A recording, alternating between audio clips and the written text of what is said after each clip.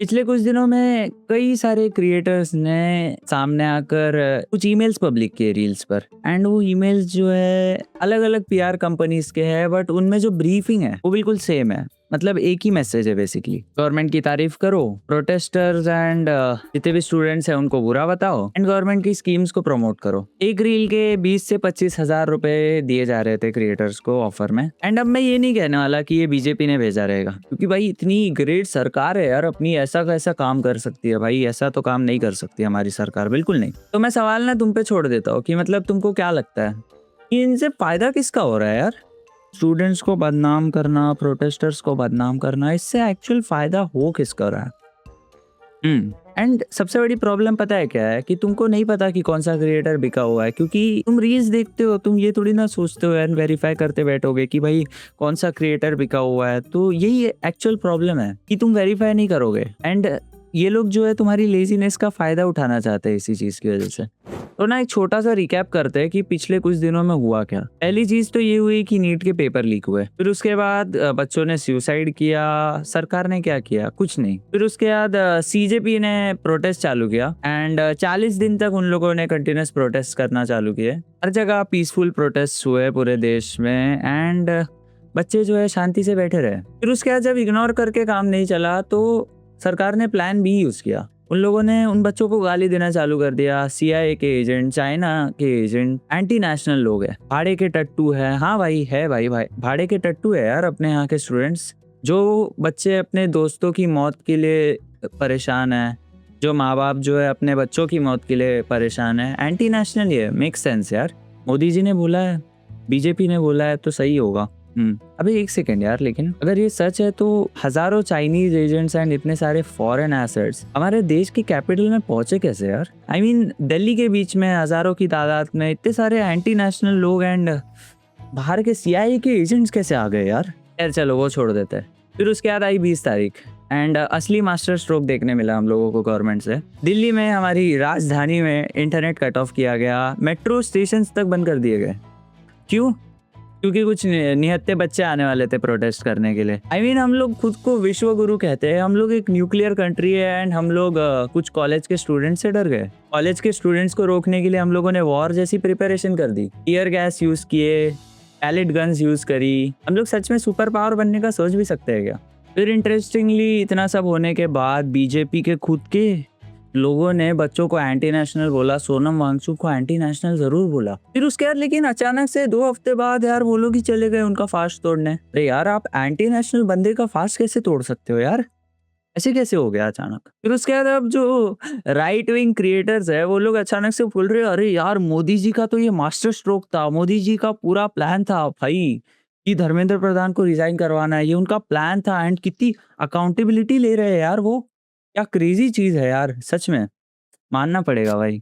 अब थोड़ा सा ना 20 तारीख पर डिस्कशन करते हैं, क्योंकि 20 तारीख के ना एक्चुअली 2 वर्जन्स है, एंड मैं दोनों बताऊंगा आपको। पुलिस कहती है कि प्रोटेस्टर्स ने पहले पत्थर मारा, उनके ऑफिसर जख्मी हुए, तब लाठी चली।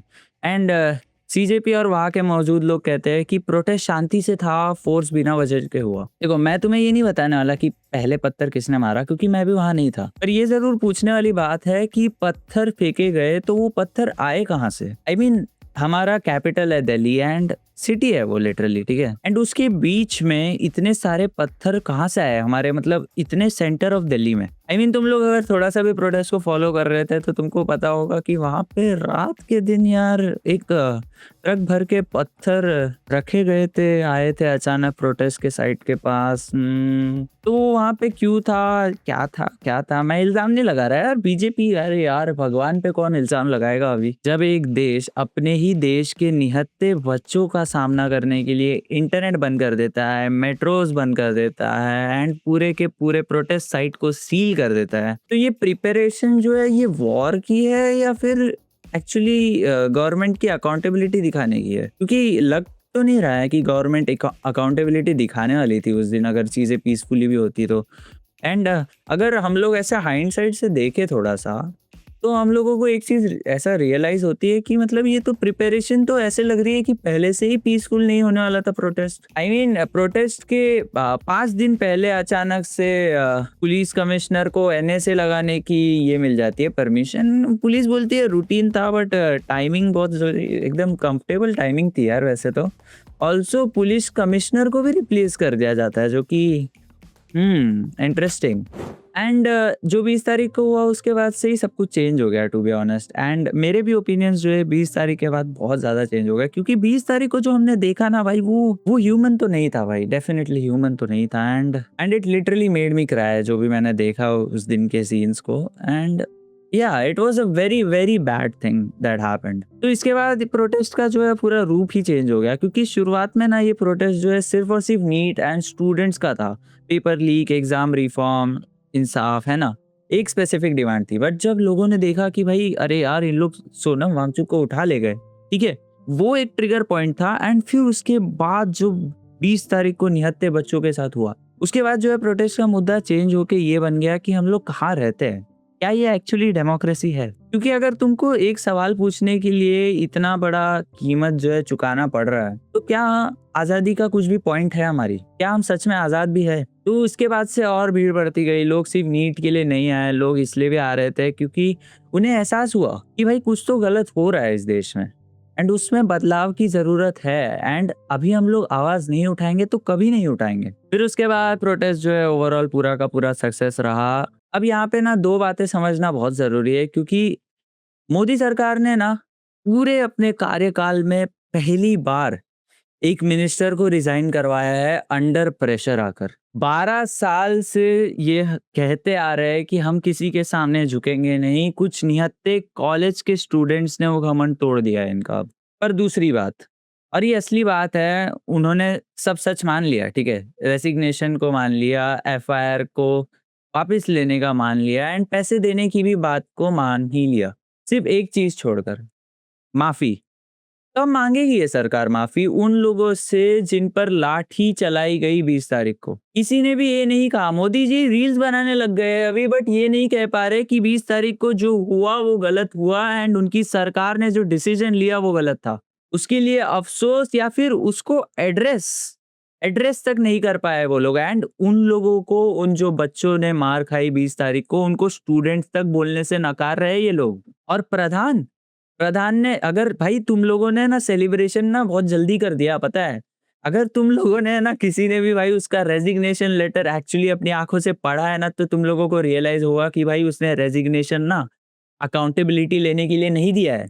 उसने अपने जाते हुए लेटर में भी यही लिखा है कि कुछ एंटी नेशनल तत्व मेरे रेजिग्नेशन ना देने से फायदा ना उठाए, इसीलिए मुझे जाना पड़ेगा। भाई ये क्या बात है? मतलब जाते जाते भी तुम उन स्टूडेंट्स को ही गाली दोगे। पर भाई वो बंदा ये नहीं बोल पाया कि भाई मैंने गलत किया कुछ। इतनी तो हेकड़ी इन सरकारों में है अभी भी। एंड ये हेकड़ी तब तक रहेगी जब तक इन लोगों के पास पावर रहेगी भाई।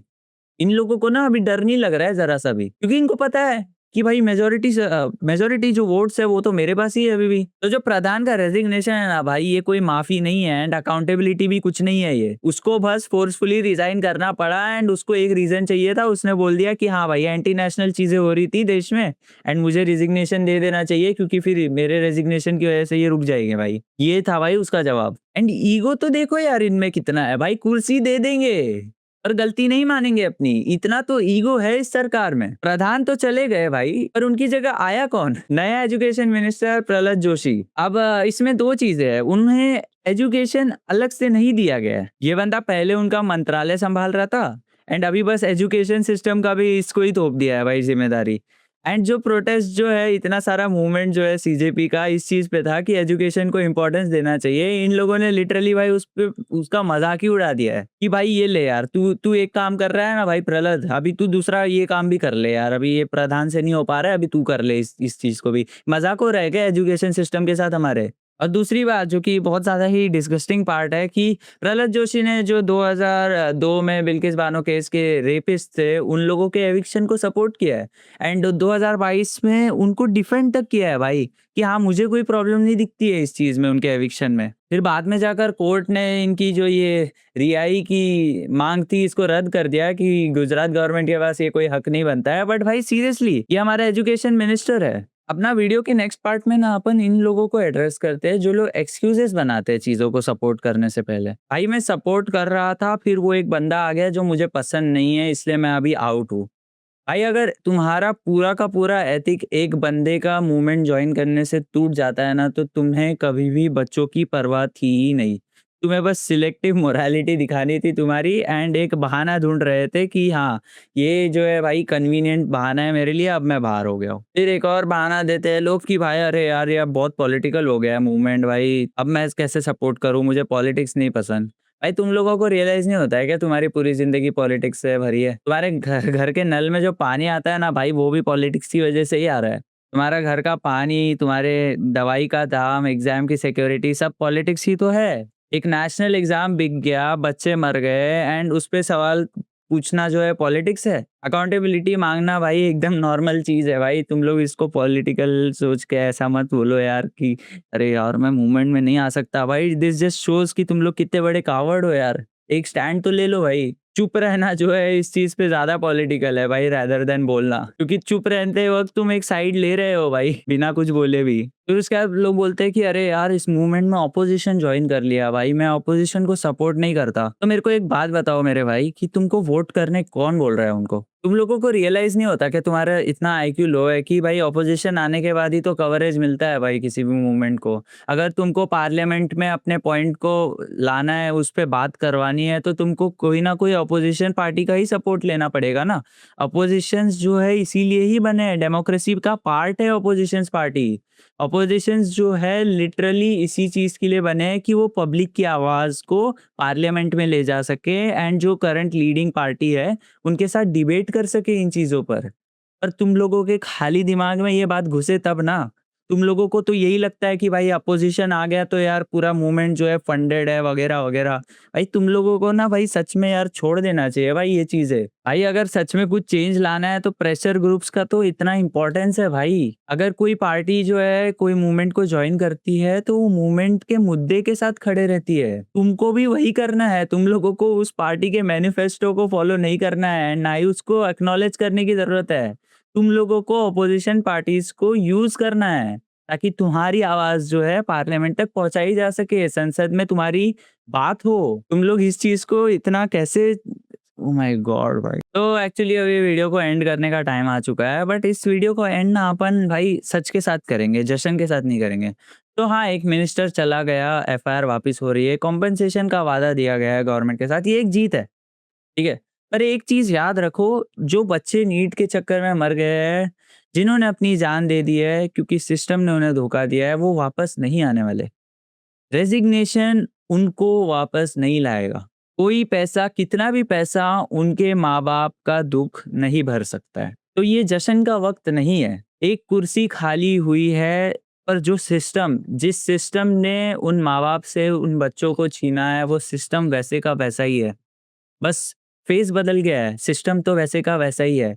भले ही मैं मानता हूँ कि हाँ, एक स्टेप जो है बहुत इम्पोर्टेंट है, फर्स्ट स्टेप जो है बहुत इम्पोर्टेंट है, बट इस फर्स्ट स्टेप को ही एंडिंग नहीं कंसिडर करना है हम लोगों को। असली जीत तो वो होगी कि आगे कोई भी हम लोगों को ऐसे केसेस ना देखने मिले पेपर लीक के पूरे देश में। हमें इतने सालों से सिखाया गया है कि कुछ नहीं बदलेगा, कुछ भी नहीं होगा, ये सरकार है, ये किसी के सामने थोड़ी ना झुकेगी। चुप बैठ जाओ भाई। हर बार जब भी कोई खड़ा होता है, कोई ना कोई कहने ये ज़रूर आता है कि ये बेकार है, घर जाओ, टाइम वेस्ट कर रहे हो। एंड सीजेपी का जो मूवमेंट था भाई, इतना बड़ा मूवमेंट बना, इससे पहले भी लोग बोल रहे थे कि हाँ, कुछ नहीं होने वाला इन लोगों से। स्टूडेंट्स क्या बिगाड़ लेंगे गवर्नमेंट का? और फिर बिना किसी एक पर्टिकुलर लीडर के, विदाउट किसी पार्टी के, बिना किसी फंडिंग के, स्टूडेंट्स ने, कॉलेज स्टूडेंट्स एंड कुछ लोगों ने ये कर दिखाया जो बड़े-बड़े लोग नहीं कर पाए। इसलिए अगली बार तुमको कोई बोले कि अरे यार ये सब मत कर, टाइम वेस्ट हो रहा है भाई तेरा, किसी का कुछ फ़ायदा नहीं है आवाज़ उठाने में।